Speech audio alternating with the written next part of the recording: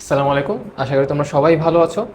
Academic রিক্যাপের চলন অঙ্ক চলনের দ্বিতীয় লেকচারে তোমাদের সবাইকে স্বাগতম। আজকে আমরা মূলত ক্লাসিফিকেশন নিয়ে আলোচনা করব, অস্থির। অ্যান্ড এখানে আমরা যেটা আসছি এটার জন্য আমি খুবই দুঃখিত, কারণ আমরা এর থেকে ভালো কিছু ম্যানেজ করতে পারিনি। তারপর তো এটা দিয়ে আমাদের কাজ সারতে হবে, এই লেকচারটা আমাদেরকে এটা দিয়ে আসলে বুঝতে হবে। এটার জন্য আমি খুবই আন্তরিকভাবে দুঃখিত। আচ্ছা, তো মূলত আমরা ক্লাসিফিকেশনের ক্ষেত্রে কয়েক ধরনের ক্লাসিফিকেশন আমরা বলতে পারি। যেমন হচ্ছে, যদি আমরা স্ট্রাকচারের ভিত্তিতে ক্লাসিফাই করি, তাহলে স্ট্রাকচারাল ক্লাসিফিকেশনে কীরকম আসতে পারে, যে বোনসের ডেন্সিটি অ্যান্ড এটা কতটা হার্ড, এইসবের ভিত্তিতে আসলে ক্লাসিফিকেশন হতে পারে। সেই ক্ষেত্রে হতে পারে যেমন কম্প্যাক্ট বোন আর একটা হচ্ছে স্পঞ্জি বোন। কম্প্যাক্ট বোন আর হচ্ছে স্পঞ্জি বোন। যেহেতু এই দুইটা নিয়ে আমরা বিস্তারিত পরে আলোচনা করব, তাহলে এটা নিয়ে আমি আর এখন আর বেশি আলোচনা করলাম না। আমাদের আজকের লেকচারের ক্লাসিফিকেশনের ক্ষেত্রে মূল লক্ষ্য হচ্ছে অক্ষীয় কঙ্কাল আর উপাঙ্গীয় কঙ্কালটা নিয়ে আলোচনা করা। আচ্ছা, তো ক্লাসিফিকেশনের ক্ষেত্রে আরও এক ধরনের ক্লাসিফিকেশন আছে। অক্ষীয় উপাঙ্গীয়তে যাওয়ার আগে আমরা একটু এই ক্লাসিফিকেশনটা দেখি। যেমন শেপের ভিত্তিতে কীরকম হতে পারে অস্থিগুলো, কীরকম হতে পারে। যেমন লম্বা হতে পারে, লম্বা অস্থি। তো লম্বা অস্থিগুলো কোনগুলো? এই যে আমাদের হাত দেখতে পাচ্ছি, তারপর পায়ের অস্থিগুলো। তো হাতের অস্থিগুলোর নামগুলো আমরা তখন বলবো, যেমন হচ্ছে হিউমারাস, রেডিয়াস, আনলা। আবার পায়ের অস্থিগুলোর নাম তখন আমরা বলবো ফিমার। ওকে, ফিমার, টিবিয়া, ফিবুলা। সো এগুলো হচ্ছে লম্বা অস্থি। আচ্ছা, তো এক্সাম্পলগুলো হচ্ছে তোমরা নিজেরাই ফিল আপ করতে পারবে। একটু পর যখন আমরা অক্ষীয় এবং উপাঙ্গীয় কঙ্কালগুলোতে আমরা যখন ক্লাসিফাই করব, তখন তোমরা এই অস্থিগুলোর নাম এমনিতেই নিজেরাই পারবে। আচ্ছা, তো লম্বা অস্থি। তারপর আরেকটা হচ্ছে অনিয়ত অস্থি। তার মানে অনিয়ত মানে এটা নির্দিষ্ট শেপ বলা যাচ্ছে না, সেই ক্ষেত্রে তাহলে সেটা হচ্ছে অনিয়ত অস্থি। যেমন অনিয়ত অস্থি কি হতে পারে? হিপ বোন অনিয়ত অস্থি। বা আমাদের মাথার যে হাড্ডিগুলো, করটি বা স্ক্যালের যে বোনসগুলো, সেগুলো হচ্ছে অনিয়ত অস্থি হয়। আচ্ছা, তারপর আরেকটা হচ্ছে নিউমেটিক বোন বলা হয়, বায়ুপূর্ণ অস্থি। নিউমেটিক বোন বা বায়ুপূর্ণ অস্থি, সেটা আমরা কোথায় পাই? আমরা এখানের দিকে পাবো। এখানে আমাদের ম্যাক্সিলারি বোনের দিকে পাবো, স্ফেনয়েড বোন আছে। তো এগুলোর মধ্যে কি থাকে? বায়ুপূর্ণ থাকে। অ্যান্ড এই বায়ুপূর্ণ স্থানটাকে আমরা কি বলি? সাইনাস বলি। আচ্ছা, তো নিউমেটিক বোন আমরা পেলাম। আরেকটা বোন আছে, সেটাকে বলা হয় সিসাময়েড বোন বা সিসাময়েড অস্থি। তো সিসাময়েড অস্থিটা আসলে কীরকম? সিসাময়েড অস্থিটা খুব বেশি আমরা জটিল করবো না, সহজ ভাষায় বললে টেন্ডনের ঘর্ষণের কারণে সিসাময়েড অস্থিটা তৈরি হয়। আচ্ছা, তো এই ছিল আমাদের অস্থিগুলার মোটামুটি শেপের ভিত্তিতে ক্লাসিফিকেশন। আচ্ছা, তো সিসাময়েড অস্থির আমরা একটু এক্সাম্পলটাতে, এটা কোনটা? এটা হচ্ছে আমাদের পায়ের হাঁটুর দিকে যে অস্থিটা থাকে সেটা, অর্থাৎ সেটার নাম কি? প্যাটেলা। প্যাটেলা হচ্ছে একটা সিসাময়েড অস্থি। তাছাড়া আরও সিসাময়েড অস্থি আমাদের আছে। আচ্ছা, তো এখন আমরা আমাদের মূল পড়াতে চলে আসি, তাহলে যেটার জন্য হচ্ছে আমাদের এই অদ্ভুত কঙ্কালতন্ত্রটা আঁকা হয়েছে। আচ্ছা, তো মূলত আমাদের বইতে যে ছকটা আছে, সেই ছকটা হচ্ছে আমরা বোঝানোর জন্য হচ্ছে আজকের এই সেকেন্ড লেকচারটা, যেন এখান থেকে তোমাদের এমসিকিউটা একদম তোমরা খুব সহজে ক্লিয়ার করতে পারো। আর যদি সিকিউর প্রশ্ন এসে থাকে, তাহলে সিকিউ তোমরা খুব ইজিলি অ্যান্সার করতে পারবে। আচ্ছা, তো ছকটা বা রোড ম্যাপটা যেটা ছিল, বা ওইখানের যে চার্টটা যেটা ছিল, ওই চার্টটা আমরা একটু সহজে বোঝানোর ট্রাই করি। আচ্ছা, তাহলে আমরা বলতেছি যে আমাদের কঙ্কালতন্ত্রকে আমরা দুই ভাগে ভাগ করতে পারি। একটা হচ্ছে অক্ষীয় কঙ্কাল বা অ্যাক্সিয়াল কঙ্কাল, আর একটা হচ্ছে উপাঙ্গীয় কঙ্কাল বা উপাঙ্গীয় কঙ্কালতন্ত্র বা অ্যাপেন্ডিকুলার স্কেলিটন। আচ্ছা, তো অক্ষীয় এবং হচ্ছে আর একটা হচ্ছে উপাঙ্গীয়, তাহলে অ্যাক্সিয়াল অ্যান্ড হচ্ছে অ্যাপেন্ডিকুলার। আচ্ছা, এখন তাহলে অক্ষীয় কোনগুলো? তার মানে যেগুলো অক্ষে থাকবে, অ্যাক্সিস বরাবর যেগুলো থাকবে। এখন এটাই প্রশ্ন, এইটাই আমাদের এমসিকিউতে আমাদের ঝামেলা লাগে, যে কোনগুলো অক্ষে আছে, কোনগুলো উপাঙ্গীয়তে আছে। সো যখন এমসিকিউতে প্রশ্ন এসে থাকে যে ক্লাভিকল বা কোনো একটা বলে স্ক্যাপুলা, এটা কি অক্ষীয় কঙ্কালের মধ্যে পড়ে না উপাঙ্গীয়র মধ্যে পড়ে, তখন দেখা যায় আমরা প্রায় সময় ভুল করে থাকি। আচ্ছা, আবার অনেক সময় আমাদের প্রশ্ন এসে থাকে যে করটিকার হাড্ডি নিচের কোনটি। সো এই টাইপের প্রশ্নগুলো যখন হয়ে থাকে এমসিকিউতে, তখন আমাদের জন্য ভুল না হয়, এই জন্য আমাদের এই ক্লাসিফিকেশনটা একটু বুঝতে হবে ভালো মতো, মন দিয়ে আমরা একটু বুঝে বুঝে পড়লেই মুখস্থ হয়ে যাবে। আচ্ছা, তো অক্ষীয় কঙ্কালের ক্ষেত্রে টোটাল হচ্ছে 80টা, এবং উপাঙ্গীয় কঙ্কালের ক্ষেত্রে টোটাল হাড্ডি হচ্ছে 126টা। তাহলে আমাদের টোটাল হাড্ডির সংখ্যা কত? 206টা পেলাম, 206টা।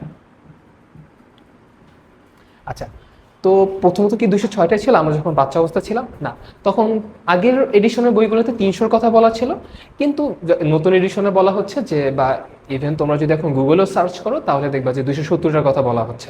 আচ্ছা, তো 270টা অস্থি ছিল আগে, এবং ওগুলো ফিউজ হতে হতে 206টা অস্থিতে চলে আসে। আচ্ছা, এখন তাহলে আমরা একটু অক্ষীয় কঙ্কাল নিয়ে একটু আলোচনা করা যাক, যে অক্ষীয় কঙ্কালের মধ্যে আমাদের কি কি পার্ট আছে। অক্ষীয় কঙ্কালের মধ্যে আমরা আমাদের বডির দিকে একটু তাকাই, আমাদের বডির অ্যাক্সিস আসলে কি কি জিনিস আছে।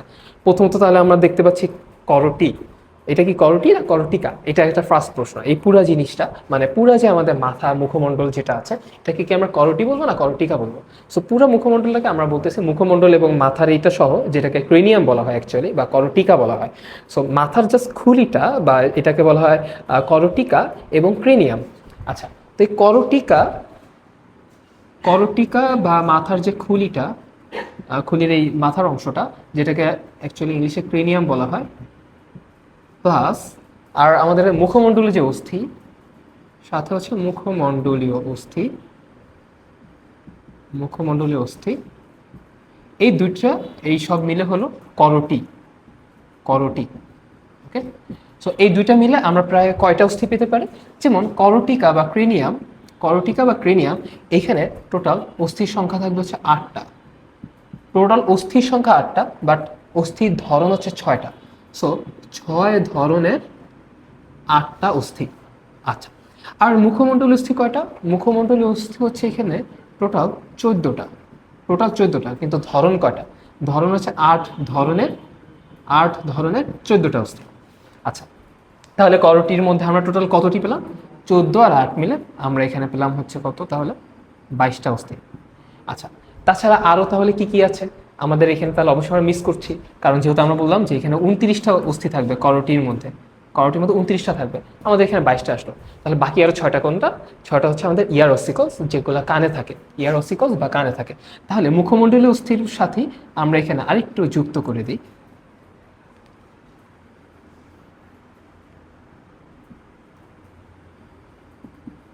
কর্ণাস্থি। তাহলে ডান সাইডে ম্যালিয়াস ইনকাস স্টেপিস 3টা, বাম কানেও ম্যালিয়াস ইনকাস স্টেপিস 3টা। তাহলে টোটাল 3 মিলে কয়টা হলো? কর্ণাস্থি হলো 6টা। আচ্ছা, এবং আর একটা থাকে গলার এখানে যেটাকে বলা হয় হাইওয়েড বোন। গলার এখানে একটা থাকে, সেটাকে বলা হয় হাইওয়েড বোন। তাই এটার সংখ্যা হচ্ছে একটা। এখন তাহলে হিসাব মিললো 14 আর এখানে হচ্ছে 6 আর এই 1, টোটাল তাহলে এই হচ্ছে আমাদের করোটির অস্থি। টোটাল সংখ্যা কত দাঁড়ালো এটা? 29টা। তাহলে এই হচ্ছে আমাদের করোটির অস্থি, যেটা টোটাল সংখ্যাটা দাঁড়ালো কত? 29টা। আচ্ছা, তো এই হিসাবটা আমরা একটু মিলাই দিলাম। এখন তাহলে ভিতরের নামগুলো আমাদের একটু বলতে হবে। ভিতরের নামগুলো তো তাহলে আমরা আস্তে আস্তে যাবো। আগে আমরা একটা ওভারভিউ দিই যে আসলে এখানে টোটাল আমাদের অক্ষের মধ্যে আমরা কী কী জিনিস পেতে পারি। আচ্ছা, তাহলে সেক্ষেত্রে আমাদের করোটি গেল। এরপর যেটা আসবে সেটা হচ্ছে আমাদের পিছনে মেরুদণ্ড। এটা তো অক্ষ বরাবর আছে, তাই না? সেন্ট্রালি আছে। তাহলে আমরা পরবর্তীতে লিখতে পারি মেরুদণ্ড, যেটাকে কি বলা হচ্ছে? Vertebral column. এবং মেরুদণ্ড বা ভার্টিব্রাল কলামগুলো ভার্টিব্রা দ্বারা বা কশেরুকা দ্বারা গঠিত হয়। আচ্ছা, তো এইখানে টোটাল আমরা কয় ধরনের অস্থি পাই? আমরা তো এমনিতেই জানি যে মেরুদণ্ড হচ্ছে টোটাল কয়টা অস্থি নিয়ে গঠিত? 26টা অস্থি নিয়ে গঠিত। তো আমরা একটু দেখি যে আসলে কীভাবে 26টা হয়। তো আমাদের যে ঘাড়ের দিকে থাকে হচ্ছে সার্ভাইকাল বোন। আমরা এটা মনে রাখতে পারি এইভাবে যে ঘাড়ে যদি আমরা বাড়ি মারি তাহলে কিন্তু সে সার্ভাইভ করবে না। সেইভাবে আমরা মনে রাখতে পারি যে ঘাড়ের যে অস্থিটা সেটা হচ্ছে বোন, সার্ভাইকাল বোন। আচ্ছা, তো সার্ভাইকাল বোনে তাহলে কয়টা থাকতে পারে? তো আমরা এটাও মনে রাখতে পারি এইভাবে, CR7 দিয়ে মনে রাখতে পারি। তাহলে সার্ভাইকাল বোনের অস্থি সংখ্যা হচ্ছে 7টা। আচ্ছা, তারপর হচ্ছে থোরাসিক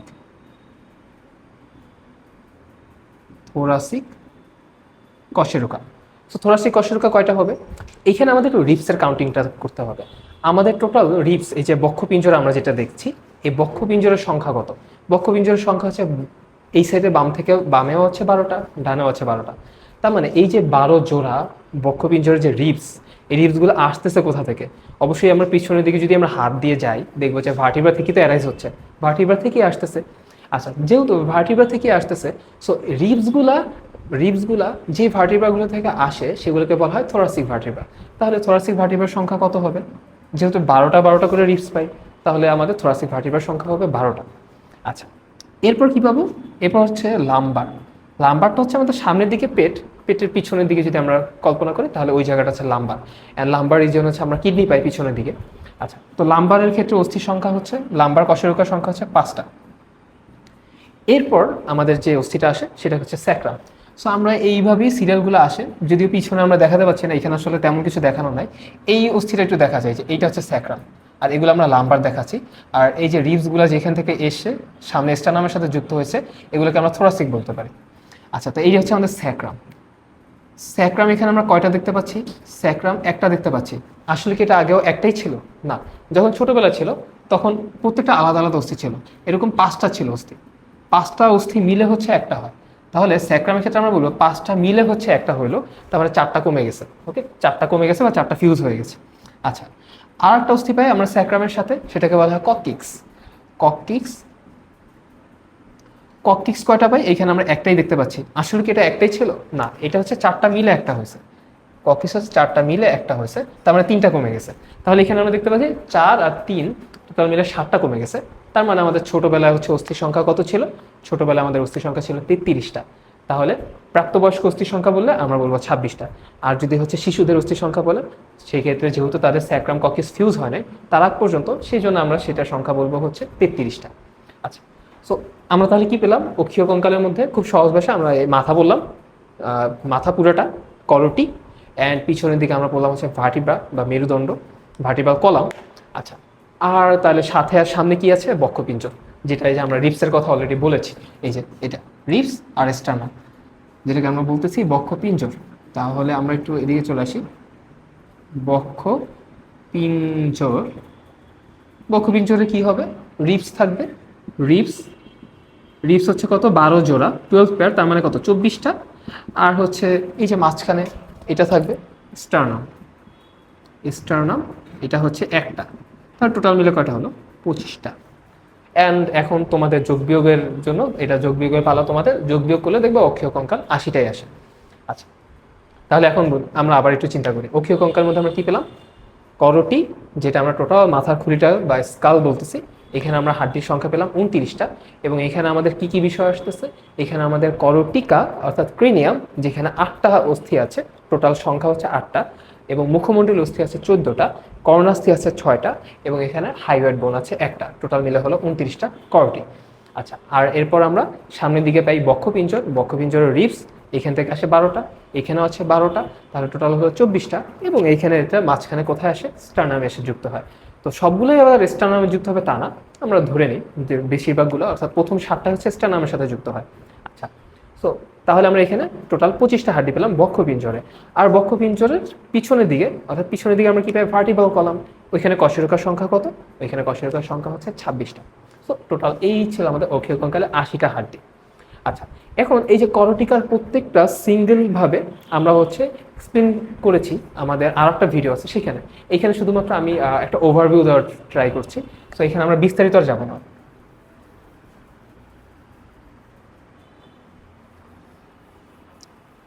এবার আসি তাহলে উপাঙ্গীয়। উপাঙ্গীয়র ক্ষেত্রেও আমরা খুব সহজেই মনে রাখতে পারবো। এখানে শুধুমাত্র আমরা দেখবো যে হাত পা আছে, অর্থাৎ যেগুলো হচ্ছে মুভ করতে পারে অ্যাক্সিস থেকে বা অক্ষ থেকে, হচ্ছে যেগুলো মুভ করতে পারে সেগুলো হচ্ছে উপাঙ্গীয়র মধ্যে পড়ে। তাহলে উপাঙ্গীয়র মধ্যে তাহলে কি কি আসবে? আমরা তাহলে প্রথমতই তাহলে আমরা হাত পা বসা দিতে পারি। এখন এটাকে আমরা হাত বলবো, হাত কিন্তু অ্যাকচুয়ালি জাস্ট এইটা, সো আমরা হাত বলবো না, আমরা বলবো কি বাহু। আমরা একটু ভালো ভাষা বলবো বাহু। ওকে, আর আরেকটা কি আমরা বলছি? পা বলছি, এটা থাকুক, পা হইতে পারে, নিম্ন বাহু বলতে পারি আমরা, আরো শুদ্ধ ভাষায় পাই বলি, জটিল বললাম না। আচ্ছা, আর কি কি আছে? আর একটা আছে এই যে এই অঞ্চলটা, এই অঞ্চলটা যেখানে আমাদের ক্লাভিকল অ্যান্ড স্ক্যাপুলাটা কাজে লাগে। ক্লাভিকল অ্যান্ড হচ্ছে স্ক্যাপুলা। তাহলে এই যে ক্লাভিকল অ্যান্ড এই যে হচ্ছে স্ক্যাপুলা, তো এগুলোকে আমরা কি বলতেছি? এগুলোকে আমরা বলবো হচ্ছে, যেহেতু এটা বক্ষ বক্ষ ঘোরাতে সাহায্য করে, বক্ষের সাথে যুক্ত, এবং হাতটাকে বক্ষের সাথে অ্যাটাচ রাখে, এবং এটা মুভ করতে সহযোগিতা করছে, এই জন্য আমরা এটাকে বলবো হচ্ছে বক্ষ অস্থি চক্র। বক্ষ অস্থি চক্র, বক্ষস্থি চক্র। এটাকে মোস্ট প্রবলি শোল্ডার গার্ডেলও বলে, শোল্ডার গার্ডেল। আচ্ছা, আর একটা আমরা পাই, সেটা হচ্ছে পা। এই যে পাটাকে যুক্ত রাখছে কার সাথে? পাটা যে যুক্ত আছে আমাদের মেইন অ্যাক্সিসের সাথে, তাহলে পায়েরও মুভমেন্ট হয়। পায়ের মুভমেন্টের জন্য এইখানে আবার আর একটা অস্থিচক্র থাকে, এটার নাম হচ্ছে শ্রোণী অস্থিচক্র। শ্রোণী অস্থি চক্র, শ্রোণী অস্থি চক্র। আচ্ছা, তাহলে এখন আমরা এর ভিতরের হাড্ডিগুলো একটু দেখি। এখন আমরা একটু বক্ষস্থি চক্র, শ্রোণী চক্রটা আগে দেখি। এটা ছোট আছে, আমরা এটা আগে শেষ করে ফেলি। বক্ষস্থি চক্রের মধ্যে কয়টা হাড্ডি আছে? এখানে জাস্ট একটা ক্লাভিকল, দুইটা ক্লাভিকল। এটাকে কিন্তু অনেকে বিউটি বোনসও বলে, বিউটি বোন বলে অনেকে। আচ্ছা, সো একটা ক্লাভিকল, সো টোটাল দুইটা ক্লাভিকল আছে, তাহলে দুইটা ক্লাভিকল। আর এই ক্লাভিকলটা কিসের সাথে থাকে? আমরা অনেক সময় যদি এরকম করি দেখবো পিছনে স্পাইনের মতো, তাই না? স্পাইনের মতো বা কাটার মতো এখানে থাকে। এইটা হচ্ছে স্ক্যাপুলা, এই যে এইটা, এই যে এটা হচ্ছে স্ক্যাপুলা। এই যে ক্লাভিকল যেটা এইটা, আর এই পিছনের এটা হচ্ছে স্ক্যাপুলা। এন্ড স্ক্যাপুলা কয়টা থাকবে? ডান সাইডে একটা স্ক্যাপুলা, বাম সাইডে একটা স্ক্যাপুলা, তাহলে টোটাল দুইটা স্ক্যাপুলা থাকে। আচ্ছা, এই হচ্ছে বক্ষস্থি চক্র। তাহলে বক্ষস্থি চক্রে আমরা টোটাল হাড্ডি পেলাম 4টা। আচ্ছা, এরপর আসে শ্রোণী অস্থি চক্র। শ্রোণী অস্থি চক্র শুধুমাত্র একটা বংশী আছে বেসিক্যালি, সেটাকে আমরা বলি হিপ বোন। হিপ বোন যেটা হচ্ছে এখানে অনেক বিদঘুটেভাবে আঁকা হয়েছে। এই যে হিপ বোন, এই হিপ বোনের 3টা অংশ আছে। মূলত বিশাল বড় যে অঞ্চলটা, এটাকে আইলিয়াম বলা হয়। নিচের দিকে এই অঞ্চলটাকে যেটা আমরা দেখতে পাচ্ছি, এটা ইস্টিয়াম বলা হয়, আর এই অঞ্চলটাকে পিউইস বলা হয়। তো টোটাল 3টা অঞ্চল আছে বা 3টা হাড্ডি আছে। হিপ বোনটাই, এই টোটাল হিপ বোনটাই 3টা হাড্ডি দিয়ে গঠিত হয়। একটা হচ্ছে ইলিয়াম বা আইলিয়াম বলে, আরেকটা হচ্ছে ইস্টিয়াম, অ্যান্ড আরেকটা হচ্ছে পিউবিস। তাহলে এরকম ডান সাইডে তো একটা হিপবোন আছে, আবার বাম সাইডে তো আরেকটা হিপবোন আছে। সো সেই সেম ক্ষেত্রে আমরা একই জিনিস পাবো, ইলিয়াম, ইস্টিয়াম, পিউবিস। তাহলে টোটাল হিপবোন 2টা, বাট হিপবোনের মধ্যে যেহেতু 3 ভাগে ভাগ করা হয়, সো এই জন্য তারা এটাকে টোটাল 6টা বলতেছি আমরা। Ilium, ischium, pubis, ilium, ischium, pubis, total তাহলে আমরা এখানে হিপবোনে আমরা 6টা পাই, বা শ্রোণী অস্থি চক্র আমরা 6টা পাই। আচ্ছা, এখন এখানে একটা গুরুত্বপূর্ণ এমসিকিউ আছে বক্ষস্থি চক্র আর শ্রোণী অস্থি চক্রের মধ্যে। এমসিকিউটা কি? এমসিকিউটা হচ্ছে স্ক্যাপুলার সাথে কে যুক্ত আছে? স্ক্যাপুলার সাথে হচ্ছে আমাদের বাহু, ঊর্ধ্ববাহু, অর্থাৎ হিউমারাস যুক্ত আছে। এখন স্ক্যাপুলার কোন গহ্বরের সাথে, কোন অংশের সাথে আসলে হিউমারাসটা যুক্ত থাকে? এটাকে বলা হয় হচ্ছে গ্লেনয়েড গহ্বর। গ্লেন গ্লেনওয়েড গ্লেনওয়েড গহ্বর বা গ্লেনয়েড ক্যাভিটি। এটা একটা গুরুত্বপূর্ণ এমসিকিউ, কয়েকবার আসছে, অ্যাডমিশনও আসছে অ্যান্ড এইচএসসিতেও আসছে। আচ্ছা, অ্যান্ড শ্রোণী অস্থি চক্রের ক্ষেত্রে যে হিপবোন, এই হিপবোনটা এটার সাথে আবার নিম্নবাহু বা পায়ের ফিমার যুক্ত আছে। এই যে ফিমারটা, পায়ের ফিমার। তাহলে এই ফিমারটা এই হিপবোনের সাথে কোন অংশে যুক্ত থাকে? তাহলে এইখানে অবশ্যই একটা গহ্বর থাকতে হবে যেখানে এই মাথাটা ঢুকে আছে। সো ওই যে গহ্বরটা, এই গহ্বরটার নাম হচ্ছে এই হিপবোনের ক্ষেত্রে যেখানে ফিমার যুক্ত থাকে, ফিমারের মস্তক যুক্ত থাকে, সেটাকে বলা হয় হচ্ছে অ্যাসিটাবুলাম। অ্যাসিটাবুলাম, আমি আশা করি দেখা যাচ্ছে। আচ্ছা, সো গ্লেনয়েড গহ্বর স্ক্যাপুলার সাথে হিউমারাস যুক্ত থাকে, অ্যান্ড অ্যাসিটাবুলাম যেখানে হচ্ছে হিপবোনের অ্যাসিটাবুলামের সাথে ফিমার যুক্ত থাকে। এটুকুই। সো বক্ষস্থি চক্র, শ্রোণী অস্থি চক্র গেল, এটা হচ্ছে মুভমেন্টে হেল্প করতেছে। আচ্ছা, এবার আমরা জাস্ট পাতে চলে আসি, হাত পাতে চলে আসি। হাত পায়ের ক্ষেত্রে আমাদের তেমন একটা খুব বেশি একটা কষ্ট করতে হবে না, এটা খুব ইজি। মূলত তোমাদের কষ্ট হচ্ছে মাথার হাড্ডিগুলো না মনে রাখতে অনেক সময় কষ্ট হয়। এটা খুব সহজ, আমি দেখিয়ে দিয়েছি একবার, তা আমি পরে আরেকবার শেষে একবার রিক্যাপ করব। আচ্ছা, তাহলে আমরা বলতেছিলাম যে হাত অ্যান্ড পা। আচ্ছা, তাহলে হাতের ক্ষেত্রে কি কি আছে? হাত বলবো না, আমরা এটাকে বাহু বলি। হাত না, বাহু। আচ্ছা, সো বাহুর ক্ষেত্রে, ঊর্ধ্ববাহুর ক্ষেত্রে আমরা কি কি হাড্ডি পেলাম? হিউমেরাস কয়টা? ডান একটা হিউমেরাস, বাম একটা হিউমেরাস, তাহলে টোটাল হিউমেরাস হচ্ছে 2টা। আচ্ছা, আর কি কি হাড্ডি আছে? এখান থেকে আমরা দেখতে পারবো, এই যে আমরা একটা অংশ দেখতে পাই, উঁচু অংশ, যেটা দিয়ে হচ্ছে আমরা কিল ঘুষি দিই। আমরা অনেক সময় বলি কিল ঘুষি, অবশ্য এটা দিকে দিই, কিন্তু এটা দিয়ে আমরা অনেক সময় বলি যে ঘাড় দেওয়া আর কি। আচ্ছা, সো এই যেটা দিয়ে আমরা বলি যে ঘাড় দেয়, এই হাড্ডিটার একটা উঁচু অংশ আছে আর কি। সো এই হাড্ডিটা থেকে আমরা বুঝতে পারি এইখানে একটা হাড্ডি আছে। আবার আমরা এইখান থেকে তুলে দেখতে পারি এইখানেও একটা হাড্ডি আছে, তার মানে এখানে 2টা হাড্ডি আছে। সো এই হাড্ডিটা যেটা দিয়ে আমরা মারামারি করি, এই হাড্ডিটার নাম হচ্ছে আলনা। এই হাড্ডিটার নাম হচ্ছে আলনা। সো এইখানে একটা আলনা আছে, এখানে একটা আলনা আছে, টোটাল 2টা আলনা আছে। অ্যান্ড এই আলনার আরেক সাইডে, অর্থাৎ ভিতরের দিকে যেটা থাকে সেটা হচ্ছে রেডিয়াস। সো রেডিয়াস 2টা। আচ্ছা, তো টোটাল আমরা বাহুতে আমরা এটা পাই। এখন বাহুর ক্ষেত্রে এরপর আমরা আসি হচ্ছে কবজি। তো কবজিতে আমরা কি পাবো? কবজির যে অস্থিগুলা এগুলোকে বলা হয় হচ্ছে কার্পাল বোন। এখানে আমরা টোটাল 8টা কার্পাল বোন পাবো। এটা অ্যাকচুয়ালি দেখানো সম্ভব হচ্ছে না, বাট এই জায়গাটা আসলে থাকে, অস্থি বোনগুলা, এই কবজির বোনগুলা, কার্পাল বোনগুলা। এবং কবজির এই কার্পাল বোনগুলা মনে রাখার উপায় কি? আমরা মেডিকেলও এইভাবেই পড়ি, she looks to pretty, try to catch her, try to catch হার।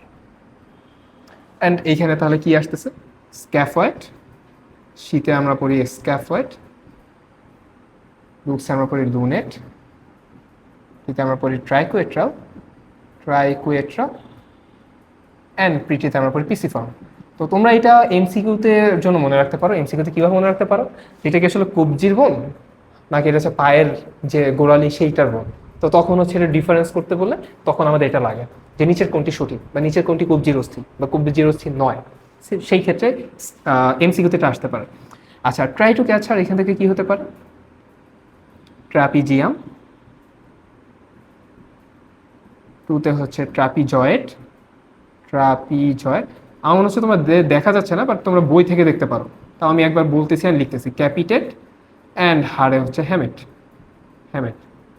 এমনি লিখে দিলাম, আসলে মনে হচ্ছে না কিছু বোঝা যাচ্ছে, বাট তাও লিখে দিলাম, তোমরা হচ্ছে বই থেকে দেখে নিবে একটু। আচ্ছা, সো এখানে আমরা কবজিতে হচ্ছে 8টা অস্থি পাই, এটা হচ্ছে মূল কথা। আচ্ছা, অ্যান্ড পায়ের ক্ষেত্রে যে গোড়ালির যে গঠনটা হয় সেখানে আমরা 7টা পাই। এখানে যেমন আমরা 8টা পাই, ওইখানে আমরা পায়ের ক্ষেত্রে পাই 7টা। আচ্ছা, তো কবজির অস্থি গেল, তারপর কি থাকে, তারপর এই যে আমাদের হাত আসে। তাহলে হাতের অস্থির সংখ্যা টোটাল কয়টা, আমাদের হাতের মধ্যে আমরা এই যে 1টা 2টা 3টা 4টা 5টা আঙুল যেইটার উপরে দাঁড়ায় আছে সেটাকে আমরা মূলত হাত বলতেছি। সো হাতের ক্ষেত্রে যে অস্থিগুলা সেগুলোর নাম হচ্ছে মেটাকার্পাল, মেটাকার্পাল। অ্যান্ড মেটাকার্পাল তাহলে কয়টা, 5টা।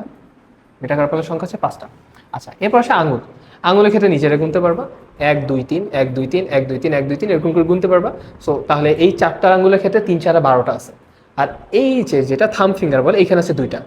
তাহলে টোটাল আমরা এখানে আঙ্গুলের ক্ষেত্রে আঙ্গুলের অস্থিগুলোর নাম বলি হচ্ছে ফ্যালাঞ্জেস, ফ্যালাঞ্জেস। এখানে একটু অস্পষ্ট লাগতেছে। আঙ্গুলের যে হাড্ডিগুলা সেগুলোকে আমরা বলি কি ফ্যালাঞ্জেস, ফ্যালাঞ্জেস। অ্যান্ড ফ্যালাঞ্জেসের সংখ্যা কত, ফ্যালাঞ্জেসের সংখ্যা হচ্ছে 14টা। হাতের ক্ষেত্রে 14টা, পায়ের ক্ষেত্রে 14টা, এটা খুবই সিম্পল। সো তোমরা যদি ফ্যালাঞ্জেস বলো তাহলে তোমাদের টোটাল 14 14 28, জাস্ট হাতের, হাতের 28 আবার পায়ের 28 মিলে তোমরা আজকে বাসায় যে বলতে পারবা যে তোমার 56টা হাড্ডির নাম তোমার মুখস্থ 206টার মধ্যে। তোমরা বাসায় গর্বের সহিত বলবা যে 56টা হাড্ডির নাম মুখস্থ, সেটা কি ফ্যালাঞ্জেস। আচ্ছা, সো আমাদের হাতের ক্ষেত্রে এইগুলোই আছে। আচ্ছা, এখন বা বাহুর ক্ষেত্রে আমাদের এগুলোই আছে। তাহলে আমার মনে হয় তোমরা এই জায়গাটা একটু খেয়াল করবে যে কোনটা হাত, কোনটা বাহু, কোনটা কবজি, এই জিনিসগুলো একটু খেয়াল করবে। তাছাড়া নামগুলো তেমন একটা খুব বেশি মনে না রাখতে পারলেও তোমরা সংখ্যাটা যেন না ভুলো যে কয়টা কয়টা করে আছে। এটার জন্য তোমাদের নিজেদের হাত পা কম্পেয়ার করলেই হবে। তোমাদের এই জন্য আসলে যে একদম রিয়েল স্কেলেটন লাগবে এমন না। এইটাই আমরা এখানে আঁকাইছি, এই যে হিউমেরাস, রেডিয়াস, আমরা এগুলো এখানে আছে। আচ্ছা, এখন তাহলে নিম্নবাহু বা পা, বা আমরা পাই লিখলাম সহজ করে দেখার জন্য। পায়ের ক্ষেত্রে তাহলে কি আছে, সেম ভাবে আমাদের এখানে যেমন হিউমেরাস পাইছি, পায়ের ক্ষেত্রে এখানে আছে আমাদের ফিমার। তারপর নিচের দিকে কি থাকবে, যেমন হাতের ক্ষেত্রে ছিল রেডিয়াস আনলা, পায়ের ক্ষেত্রে থাকবে হচ্ছে tibia fibula, tibia and fibula. আচ্ছা, হাতের ক্ষেত্রে ছিল কবজি গঠন হয়েছে, পায়ের ক্ষেত্রে আমরা বলবো যে গোড়ালির গঠন, গোড়ালি। গোড়ালির গঠন এখানে কিন্তু 8টা না, এখানে আমরা পাবো 7টা। অ্যান্ড এগুলোর বিভিন্ন নাম আছে। এগুলোকে এখন গোড়ালির যেটা, এগুলোকে কিন্তু কার্পাল বলে না, এগুলোকে বলা হচ্ছে টার্সাল। সো হাতের ক্ষেত্রে আমরা বলতাম কবজিগুলোকে কার্পাল, আর এগুলোকে আমরা হাতের ক্ষেত্রে বলতাম মেটাকার্পাল। আর পায়ের ক্ষেত্রে পায়ের যে গোড়ালি গঠন হয় সেটাকে আমরা বলবো টার্সাল, এবং পায়ের ক্ষেত্রে আমরা বলবো মেটাটার্সাল। তাহলে মেটাটার্সালও 5টাই আছে। এবং ফ্যালাঞ্জেস তো হাতের আঙ্গুল, পায়ের আঙ্গুল সবার ক্ষেত্রে সেম নাম ফ্যালাঞ্জেস, যেগুলো 14 14 14 14 করে থাকে। টোটাল 56 আমরা ফ্যালাঞ্জেসই পাই শুধুমাত্র। আচ্ছা, এই ছিল টোটাল অস্থির যে গণনাগুলো সেটা। এখন তোমরা কি করবে, তোমরা এই অনুযায়ী এই ক্লাসটা করার পর তোমাদের দেখবে এখানে এই একটা ছক আছে, তোমরা এই ছকটা পড়বে। তারপর তোমরা পরবর্তীতে আরও বিস্তারিত পড়ার জন্য তোমরা এই ছকটা পড়বে। এই দুটো যদি তোমরা পড়ো তাহলে মোটামুটি হয়ে গেছে। এবং তোমাদের বলতে গেলে তোমরা যখন পরবর্তীতে এমবিবিএস পড়বে তখনও তোমাদের এই জিনিসগুলো কাজে লাগবে আশা করি। সো এই ছিল আমাদের টোটাল ক্লাসিফিকেশনের মধ্যে অক্ষীয় এবং উপাঙ্গীয় সম্পর্কিত কথাবার্তা। এরপর আমাদের আরেকটা ক্লাসিফিকেশন আছে যেটা আমরা বললাম যে কম্প্যাক্ট বোন আর হচ্ছে স্পঞ্জি বোন। এটা নিয়ে আমরা আরেকদিন আলোচনা করব। এবং তার সাথে আমরা অস্থির যে গঠন, অস্থির মধ্যে আসলে কী কী আছে সেগুলো নিয়ে আমরা আলোচনা করবো, যে অস্থির মধ্যে অর্থাৎ ম্যাট্রিক্স, সল্ট, মিনারেলস, অর্গানিক কী কী আছে, কোলাজেন আছে, এই জিনিসগুলো হালকা একটু আলোচনা করবো। তারপর আমাদের আলোচনার বিষয় হচ্ছে অস্থি এবং তরুণ অস্থির মধ্যে পার্থক্য কী। ওকে, আচ্ছা, এরপর আর একটা লেকচারে আমরা হয়তো বা ক্লিনিক্যাল যে সিনারিগুলো আছে সেগুলো নিয়ে আমরা আলোচনা করতে পারি, যেমন fracture, dislocation, sprain, ankle sprain, এগুলো নিয়ে আমরা একটু হালকা হালকা করে একটু আলোচনা করবো। তো আজকে এই পর্যন্তই, অ্যান্ড এটা নিয়ে আর কিছু বললাম। আল্লাহ হাফেজ, ফি আমানিল্লাহ।